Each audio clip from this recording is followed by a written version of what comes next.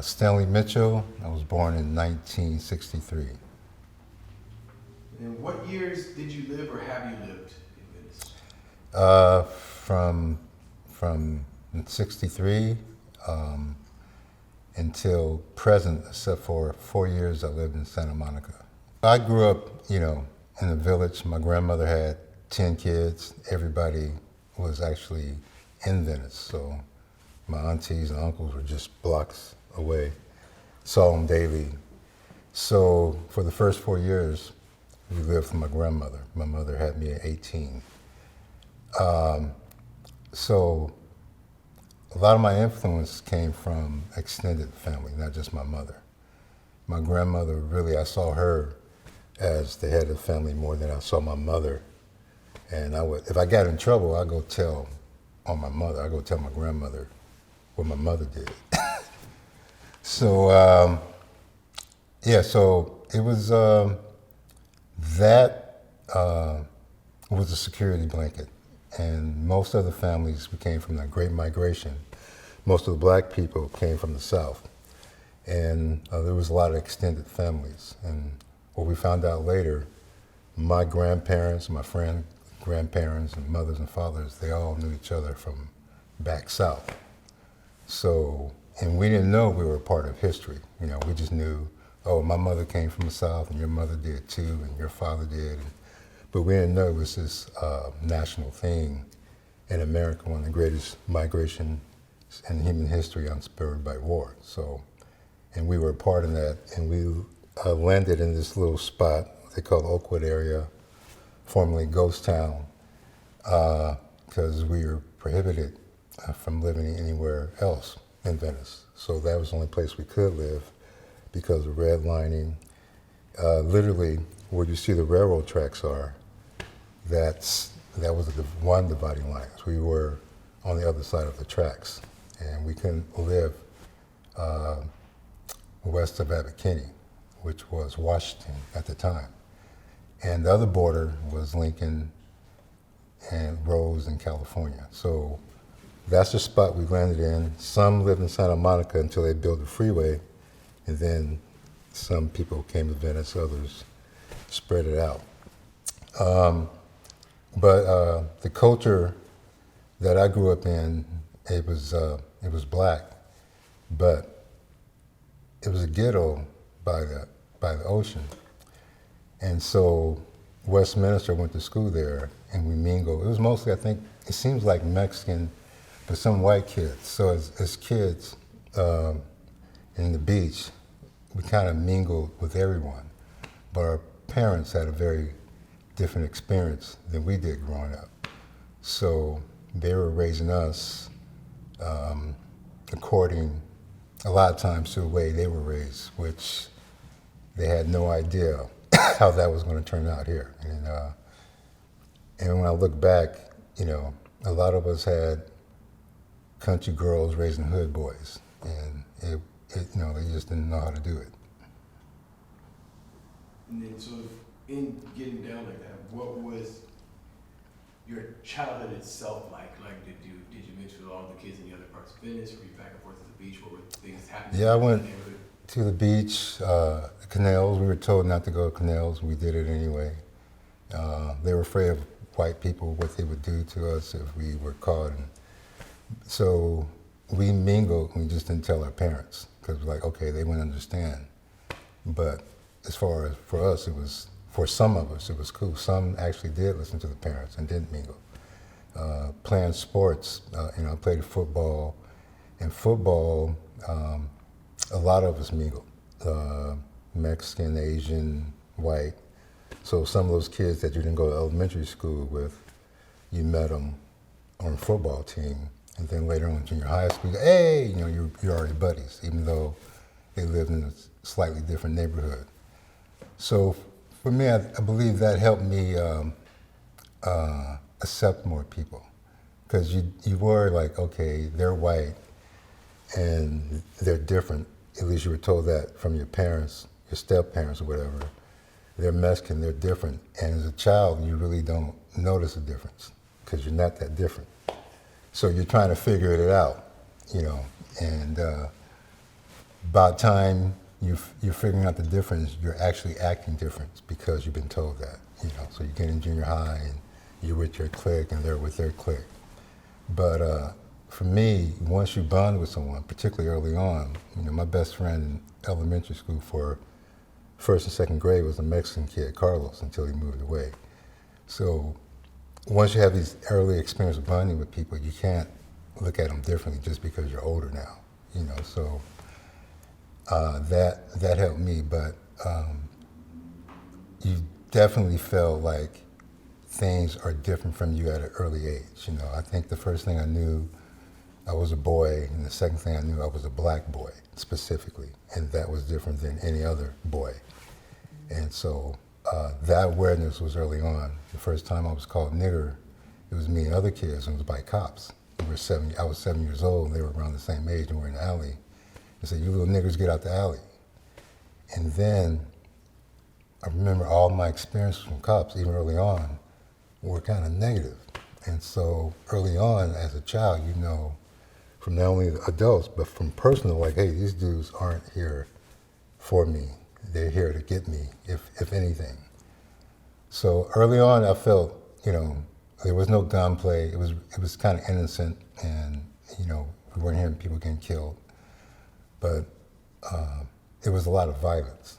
And I didn't know how violent it was until I grew up and looked back. I'm like, wow, this was, in Westminster, Broadway, you always had a king of the school.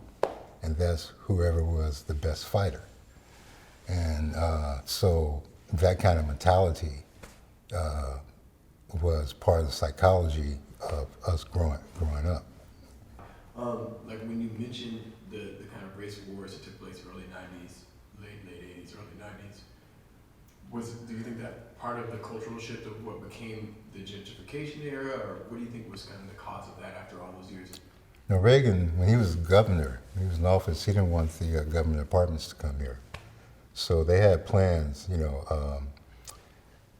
was the free colleges, state colleges they had in California, and you had everybody from the East and everybody come down here. So if you're in the real estate, you saw the migration towards California, the weather, and you knew people come from cold places, the climate, the coast, that's, and Venice was really undeveloped and cheap. So it was, people had designs on it who was into land and development way back in the 70s. And Reagan really didn't even want the government apartments to come here.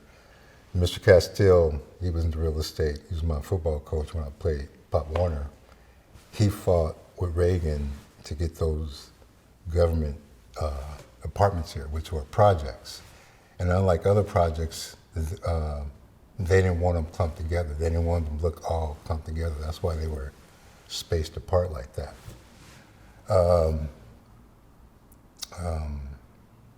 So it was a slow process. What the wars did is accelerate the gentrification. And so people, once their kid got killed in the street, they'll sell the house for cheap. They just wanted to get out the neighborhood. They couldn't drive down that street anymore. So that was just a acceleration point. That's all. But the plans were already in the works. When did you first start seeing a cultural shift out of kind of what that area was and Venice in general, and what kind of changes have you seen in the time since those shifts have started taking place? Well, I think the cultural shift is really Americana. Gentrification was Americana, just like the Great Migration. So I just witnessed cultural shift from Venice, but it was going on in America, So I guess had we stayed here, the black community neighborhood, I don't think, maybe some things would have been the same, but because of technology, a lot of things would have changed. People couldn't have been on the street slinging anymore. So that would have changed anyway. So the cultural culture's been accelerated in Americana. We're lucky. We grew up in a generation where we saw pretty much the advent of the color TV, all these DVDs, all this stuff happened. It was like a boom. But we can remember when you can watch a show If you wanted to see it again, you had to wait until the next time it came on. It might have been 6 months from now, it might have been next year, but you couldn't see it. So, yeah, I just watched the premiere. And so I think we're going somewhere, and we don't know the ramifications of it yet because it's all new. But I think it is human to want to know your neighbor, and to want to feel comfortable with next to the people you live. And that's not Venice anymore, and I don't think that's a lot of neighborhoods in America anymore. Well, you know what? America's still deadly, if you're black, particularly black male. But and this was just a period. It was Americana. In the 80s and 90s, even early 2000s,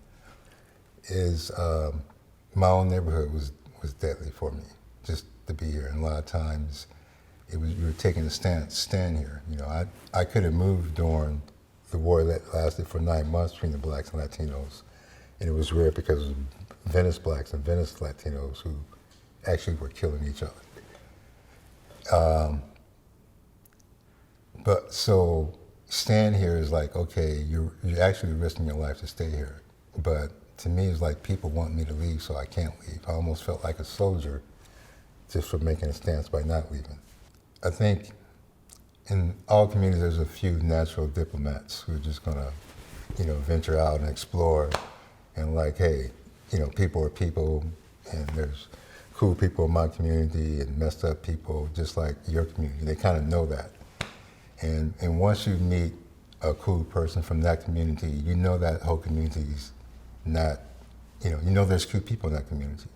So you have enough of those experiences in Venice just to start vibing and looking for the right vibe, no matter who it is. And so it can teach you how to vibe with people because you meet so many different people, and you start going more for like, okay, I don't care if you're white, black, rich, or poor, what's your vibe? Or homeless, what's your vibe? And, and personally, I think you have to go by your instincts because, somebody who might be cool for me may not be cool for you. So my vibe with them might be different, and I'm totally cool and safe, and you might be right not to be dealing with them, and vice versa. Somebody you think might be cool, hey, for me, I need to not be around this person. That's cops and gangsters. They're very similar. A lot of gangsters from your neighborhood, you love them because they treat you well. You're not somebody they're gang banging against. Some of them see themselves as gang banging for you, or as your protector or whatever. So they might put up money for a picnic. They might buy the kids cleats if their parents can afford them for shoes. They might play with you. You might see this guy as actually a good guy. You don't see the people he's beating up. You don't see him. He don't do that in front of you. He might, hey man, don't be cursed. You see Miss Such and Such. They might be the perfect gentleman in front of an old lady and all that. So how people might see a cop, you're his community, he's a great guy, but you don't see, he's scared of black men. And so he's gonna react to a black man differently than he reacts to you guys, and you don't know that part of him. And so Venice, I think, teaches you that, my mother had more of a distrust whatever, and I had more of let me check their vibe out and see what's going on with them. And so her experience created that for her. My experience created, a little something different.